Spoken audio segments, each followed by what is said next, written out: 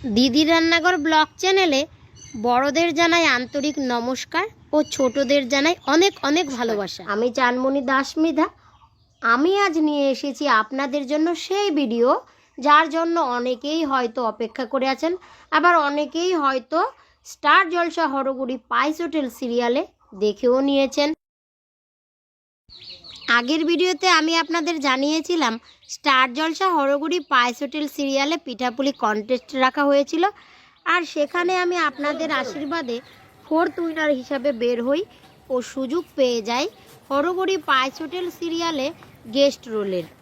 তো চলুন দেখে নেওয়া যাক সেখানে আমি হরগুড়ি পাইস হোটেল টিমের সাথে কিভাবে সেই গেস্ট রোলের শ্যুটটা করেছি। থিমটা এরকম ছিল, পাইস হোটেলে আমাদের ইনভাইট করেছে এবং আমরাও সেখানে গিয়ে নমস্কার জানাই। তারপরেই আমাদের পরিচয় করিয়ে দিয়েছিল পিঠাপুলি কন্টেস্টের বিজেতা হিসেবে।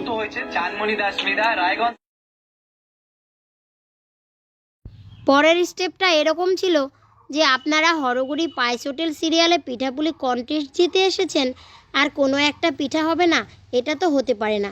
সেই মতোই আমরা সবাই মিলে পাটিসাপটা পিঠা তৈরি করেছি। আমাদের সঙ্গে সিরিয়ালের যে হিরোইন ঐশানী ম্যাম, তিনিও পিঠা তৈরি করেছেন এবং সবাই মিলে টেস্ট করেছি।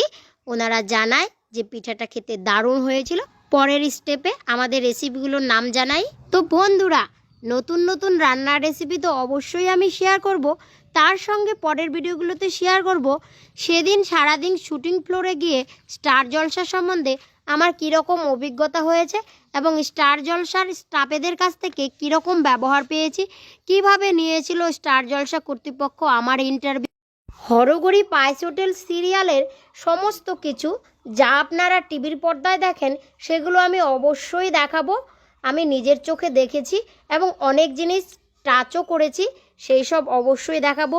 হরগুড়ি পাইস হোটেলের সেই উনুন থেকে শুরু করে মশলা সবজি। আমি হরগুড়ি পাইস হোটেলে শুটিংয়ে এসেছি, এখানে এসে আমার ভীষণ ভালো লাগছে। সব কিছুই দেখাবো। তার আগে ছোট্ট একটা রিকোয়েস্ট রইল, যারা এখনও পর্যন্ত আমার চ্যানেলটা সাবস্ক্রাইব করেননি অবশ্যই চ্যানেলটা সাবস্ক্রাইব করে রাখবেন আর এভাবেই আমার পাশে থাকুন, আশীর্বাদ করুন যেন আমি পরবর্তীতে আরও অনেক দূর এগিয়ে যেতে পারি এবং এভাবেই আপনাদের নতুন নতুন ভিডিওর আপডেট দিতে পারি। আর অবশ্যই বেশি বেশি করে শেয়ার করে দেবেন যেন আমি আমার এই আনন্দের মুহূর্তটা সকলের সাথে ভাগ করে নিতে পারি।